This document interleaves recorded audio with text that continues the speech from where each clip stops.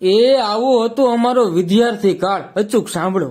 ચોપડીઓની વચ્ચે વિદ્યાના ઝાડનું ડાળું અને મોરના પીછાને મૂકવાથી અમે હોશિયાર થઈ જઈશું એવી દ્રઢ માન્યતા હતી. એના કારણે અમારો આત્મવિશ્વાસ વધતો અને કપડાના થેલામાં કે રાસાયણિક ખાતરની થેલીમાં ચોપડા ગોઠવવા એ અમારું આગવું કૌશલ્ય હતું.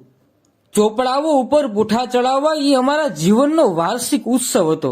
પુસ્તકો ખૂબ સારી રીતે સાચવતા, કારણ વર્ષ પૂરું થયા પછી અડધી કિંમતે પાછા બીજાને વેચી દેતા. માતા પિતાને અમારા ભણતરની તો કોઈ ફિકર કે ચિંતા ન રહેતી. એ વર્ષોના વર્ષો વીતી જવા છતાંય અમારા માતા પિતાના પાવન પગલા ક્યારેય અમારી સ્કૂલ તરફ પડતા ન હતા. ના વાલી મીટિંગ, શિક્ષકના મારની કોઈ ફરિયાદ ના કરતા, કારણ એવું કરવાથી ઘરે વધારે માર પડતો. શિક્ષકની ભૂલ હોય જ નહીં એવી વ્યાપક ધારણા હતી. અમારા દોસ્તો મજાના હતા. શિક્ષકે પૂછેલા પ્રશ્નના જવાબ ના આવડે તો આજુબાજુ વાળો હળવેથી જવાબ ગણગણે તો અમારા કાની જવાબને તરત પકડી શકે એવું અમારી પાસે હુનર હતું. આવી તો મિત્રોને મદદ કરવાની ભાવના હતી. સાયકલ લઈને જતા ત્યારે એકને દંડા પર અને બીજાને કેરિયર પર બેસાડતા. અમે આ રીતે કેટલીય મંજિલો ખેડી હતી. એ અમને આજે પણ યાદ છે.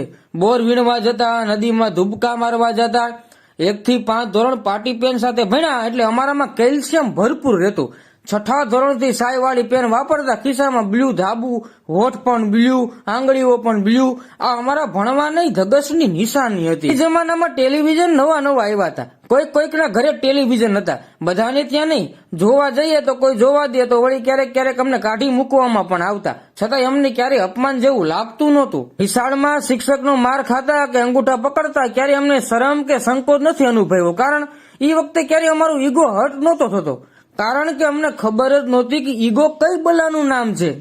માર ખાવું એ અમારા જીવનની દૈનિક સહજ પ્રક્રિયાનો ભાગ હતો. મારવા વાળો અને માર ખાવા વાળો બંને ખુશ થતા, કારણ એકને એમ હતું કે ઓછો માર ખાતો અને બીજાને એમ થતું કે અમારો હાથ સાફ થઈ ગયો. આમ બંને જણા ખુશ. વેકેશનમાં મામા, ફઈ, માસીના બાળકોનું ટોળું અમારા ઘરે આવતું. ધીંગા મસ્તી કરતા, છતાંય મા બાપને કંટાળો ના આવતો, કારણ એની કોઈ લક્ઝરિયસ માંગ ના રહેતી. જેવું ઈ ખાઈ લેવાનું, નીચે હારબંધ ગોદડામાં સૂઈ જવાનું, વાડીએ જઈને કુંડીમાં સમૂહ સ્નાન કરી આવવાનું. દરરોજ નાવાનું પણ ફરજિયાત નહોતું. મગફળીના દાણા અને ગોળ અમારો નાસ્તો હતો. 10 પૈસાના ચાસણી વાળા બરફના ગોળાની લાલચ આપી અમારી પાસે ખૂબ કામ કરાવી લેવાતું. ત્યારે કોઈ બાળ અધિકાર પંચ નહોતું કે અમારી મદદે આવે. જે જીવન જીવીને અમે આવ્યા છીએ એની સામે હાલનું જીવન કાંઈ નથી સાહેબ. અત્યારનું કોઈ દુઃખ અમારા આત્મવિશ્વાસને ડગાવી ના શકે. એટલા મજબૂત બનીને અમે મોટા થયા છીએ. અમે સારા હતા કે ખરાબ એ ખબર નથી, પણ અમારો પરિવાર અને અમારા મિત્રો અમારી સાથે હતા એ જ મહત્વનું હતું. અને એ જ આનંદિત દિવસોનું ભાથું આજે પણ અમારી ઇમ્યુનિટી વધારી આપે છે. એટલે તો આજે પણ અમે રાતી રાયણ અને ગલગોટા જેવા છીએ. એ હંમેશા ખુશ રહો, મસ્ત રહો.